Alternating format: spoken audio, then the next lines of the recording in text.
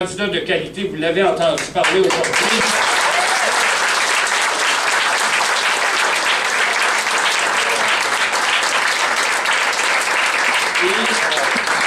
Et une équipe du tonnerre pour l'appuyer.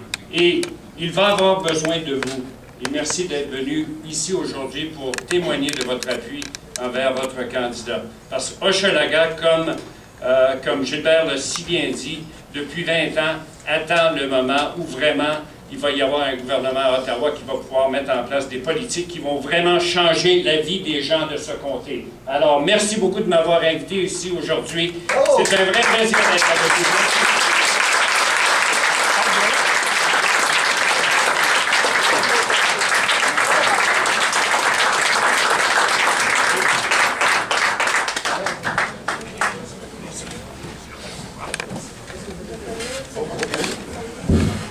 Bonjour tout le monde, je m'appelle Jennifer Crane et je suis vice-présidente de l'aile québécoise du Parti libéral du Canada. J'ai le grand plaisir d'introduire Pablo Rodriguez, c'est notre député dans le comté voisinant en Henri Mercier et un ancien président du parti aussi. Bon, Pablo, voulez-vous venir nous parler?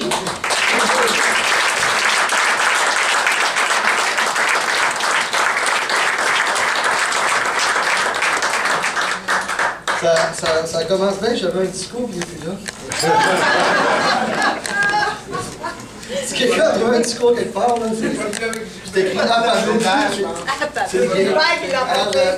Bonjour à tous, en attendant que quelqu'un le trouve, parce que j'avais une ou deux bonnes idées. Alors, bonjour à tous. Bonjour mes chers.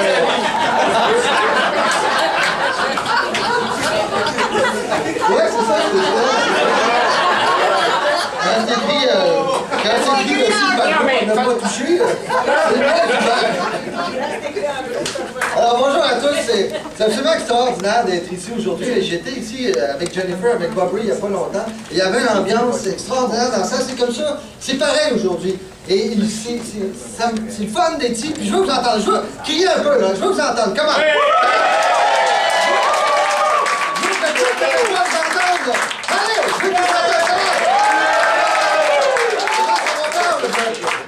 Puis après avoir entendu Gilbert, je me disais que j'aurais pas à moi tout. Hein? Il a été excellent aujourd'hui. Il était excellent. Surtout dans les 45 premières minutes. Mais l'autre demi-heure après, t'es pas pire. Alors, je veux remercier aussi mes collègues qui sont là aujourd'hui. Marlene, Marc, Lucie qui est là aujourd'hui. Emmanuel, c'est extraordinaire de te voir ici. Merci beaucoup.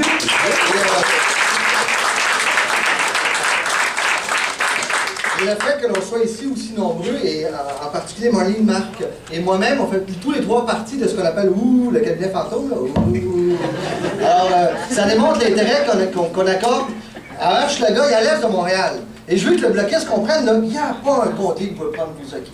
Pas un seul maudit comté qui peut prendre pour acquis, puis encore moins Hochelaga, parce qu'on va de retour dans Hochelaga.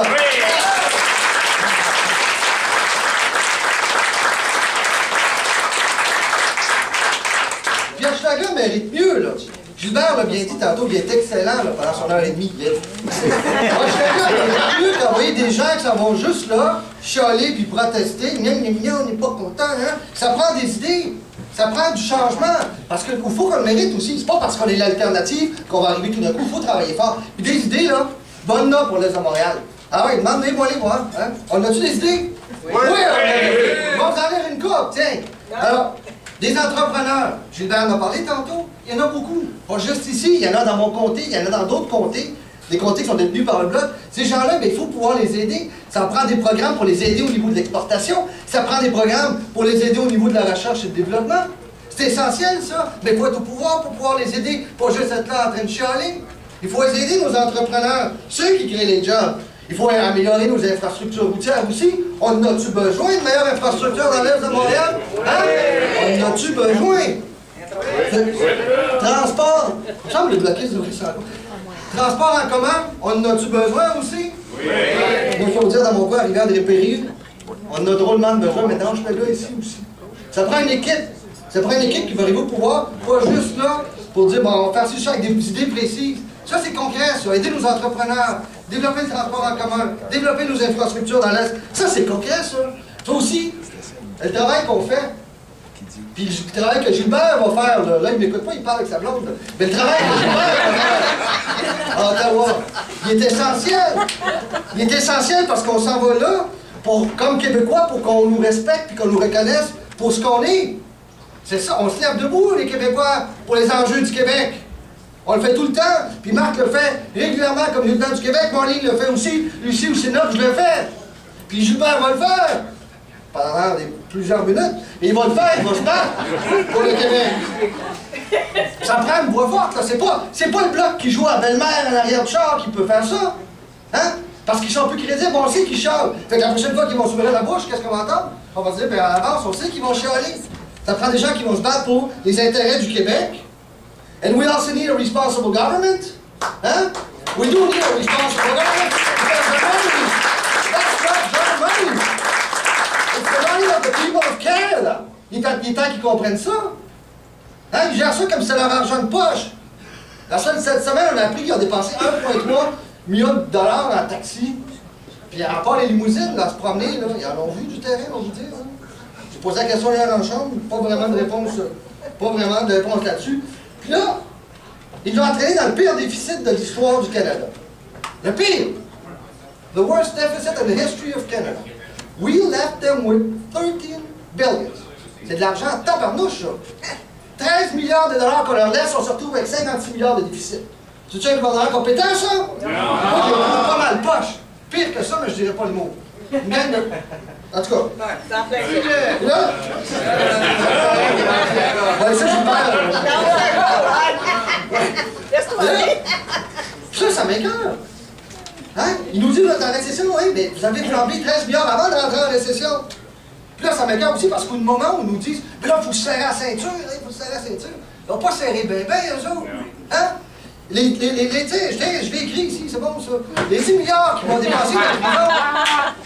Les 10 milliards qu'ils vont dépenser. Savez-vous comment ils l'ont justifié? Rappelez-vous, quand il était en conférence de presse, Stockwell, on l'aime beaucoup, Stockwell, lui. Alors, quand il est en conférence de presse, les journalistes lui disent, mais monsieur, des 10 milliards en prison, c'est pas mal. Il dit, c'est parce que, regarde les statistiques, puis la criminalité a baissé. Ben, c'est parce qu'il dit, ouais, mais les crimes non reportés, ils ont augmenté. Les journalistes ont gelé, ben, les crimes non déclarés ont augmenté. Vous voulez me dire comment on sait ça? Hein? Vous voulez me dire comment on sait ça? Moi, je ne le sais pas, là. Vous trouvez une façon de me le dire. 10 milliards pour ça. 16 milliards pour les avions russes. Non, pas les avions russes. Les avions pour se protéger des Russes. La seule fois que j'ai vu une attaque des Russes, c'est une attaque à 5 contre l'équipe Canada. C'est la seule chose que j'ai vue.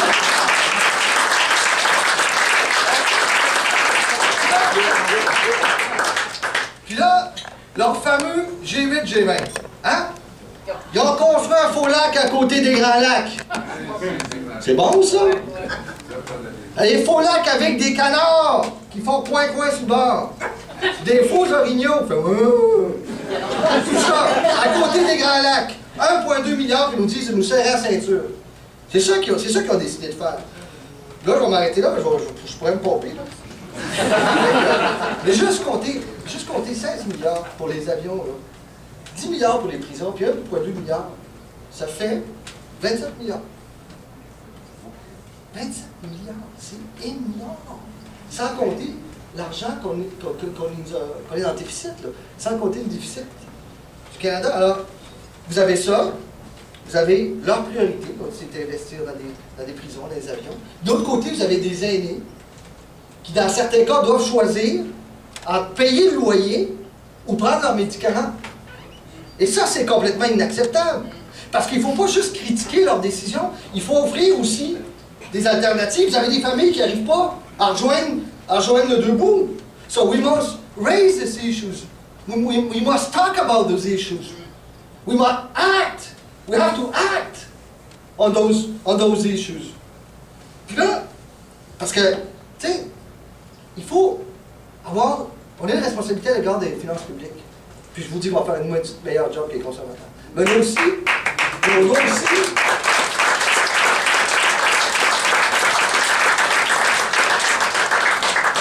Mais on doit avoir une vision claire d'avenir aussi pour notre pays. Alors, le choix est clair. D'une part, vous avez le gouvernement réformiste, conservateur, allianciste, tout ce que vous voulez, qui gaspille les fonds publics, nous plonge dans le trou, et investissent dans des milliards dans des choses qui ne viennent pas nous rejoindre, dont on n'a pas besoin, qui ne sont même pas capables de justifier. Puis un gouvernement, Gilbert l'a dit, qui nous fait honte sur la scène internationale, parce qu'ils nous font honte sur la question des droits humains, honte sur la question de l'environnement, sur la scène internationale. C'est un gouvernement aussi qui ferme les yeux sur les injustices sociales. Ça, vous avez ça de l'autre bord. De l'autre bord, vous avez, chez nous, une alternative claire. Un pays, un parti qui a un plan pour s'attaquer au déficit, mais tout en investissant dans des programmes sociaux qui sont chers, chez les jeunes, chez nos aînés, dans la recherche et le développement. Parce qu'un gouvernement libéral, c'est un gouvernement pour qui la dignité chez nos aînés, c'est fondamental. On ne peut pas juste dire « Ah oui, on les aime, nos aînés, c'est important, hein, ils ont construit le Canada. » On va être là pour eux! Oui. C'est ça la différence entre le gouvernement libéral.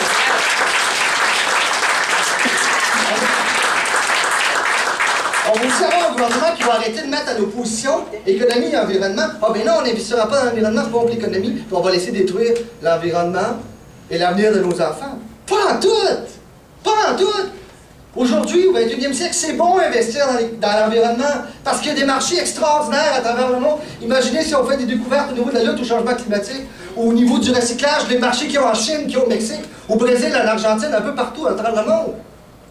C'est pas acheter de l'argent, au contraire, c'est investir, c'est créer des jobs, c'est être ouvert sur le monde, ouvert sur ce qui se passe aujourd'hui. Pas vivre à l'âge de pierre. C'est là-dedans qu'il faut investir. Alors, je vais m'arrêter là. Vous avez remarqué, je n'ai pas parlé beaucoup du Bloc. Ça me tente même pas. Je vais en parler juste un petit peu. Un petit peu vous dire que le Bloc, ce qu'il veut, puis je pense que Gilbert, dans sa thèse de doctorat, tantôt, l'a bien expliqué. Le Bloc, ce qu'il veut, c'est qu'on se replie sur nous. Hein? On doit jouer défensif. On est différents. Il y a le vous, il y a le nous. Fait que faut qu'on se protège, puis qu'on se replie. Fait, au hockey, on dirait qu'on jouerait à trappe. Hein? Comme, on passe notre temps à jouer de reculons, puis on va jamais à l'attaque. On joue la trappe tout le temps. Mais quand t'es tout le temps sa défensive, t'en scores pas de but. T'en scores jamais de but. Mais nous autres, avec Marc, avec Marlene, avec Lucie, avec Gilbert, on veut aller en scorer des buts. Et on va scorer des buts à scorer.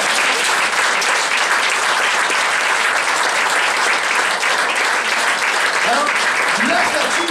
Gilbert, félicitations. Bravo à toute l'équipe. Vous êtes une équipe extraordinaire. Je suis extrêmement heureux d'être ici. Merci à Roxane, ma conjointe, d'être là. C'est extraordinaire de te voir avec moi, chérie, parce que souvent, du temps, on n'a pas beaucoup à faire. Merci,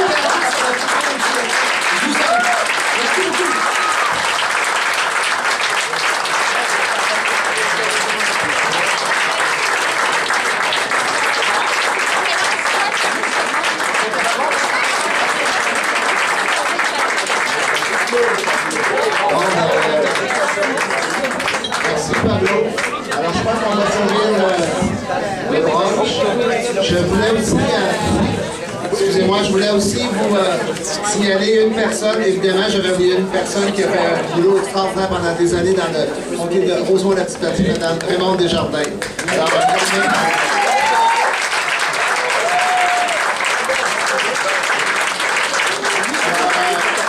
merci beaucoup de votre présence. On ne vous appellera pas. Alors, merci. Hey. On mange?